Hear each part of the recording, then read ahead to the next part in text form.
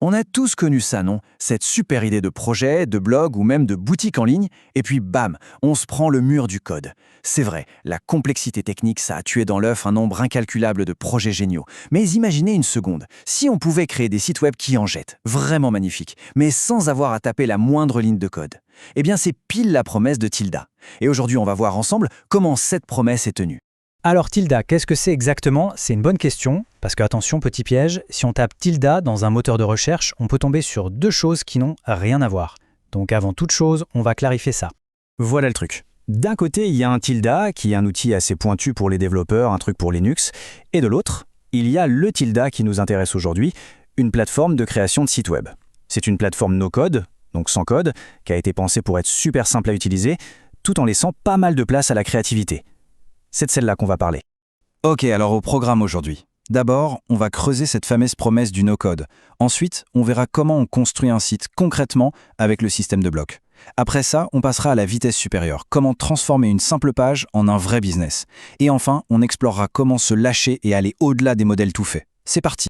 Allez, on attaque le cœur du sujet, la promesse du no-code. C'est vraiment l'ADN de Tilda. L'idée, elle est toute simple en fait, c'est de faire sauter cette barrière technique du code. Le but, c'est que n'importe qui puisse créer un site web et que le résultat ait l'air d'avoir été fait par un pro. Du coup, on pourrait se demander à qui ça s'adresse Tilda.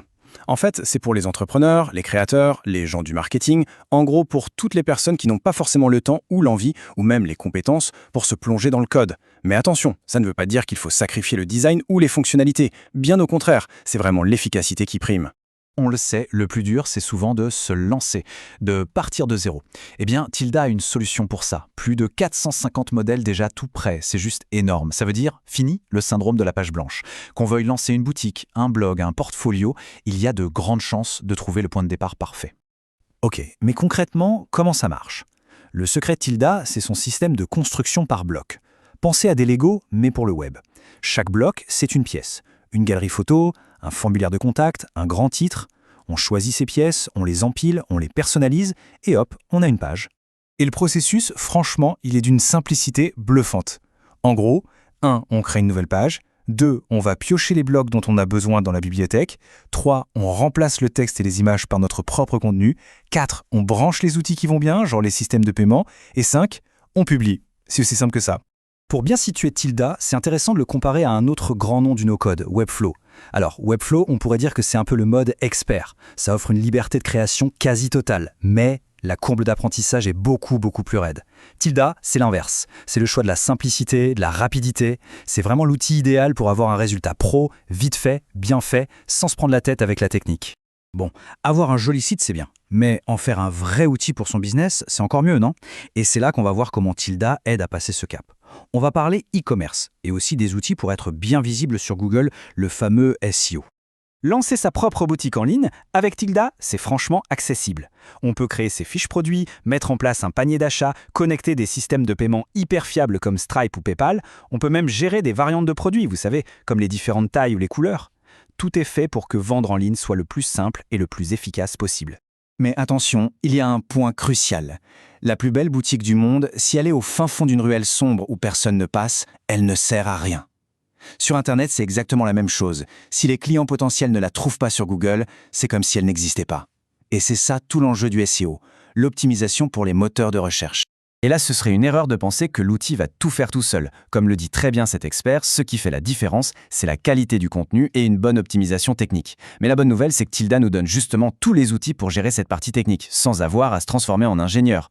Alors concrètement, ça veut dire quoi? Ça veut dire que dans Tilda, on peut très facilement changer le titre et la petite description qui apparaissent dans les résultats de recherche Google. On peut aussi bien organiser son contenu avec des titres clairs, ce qu'on appelle les balises H1.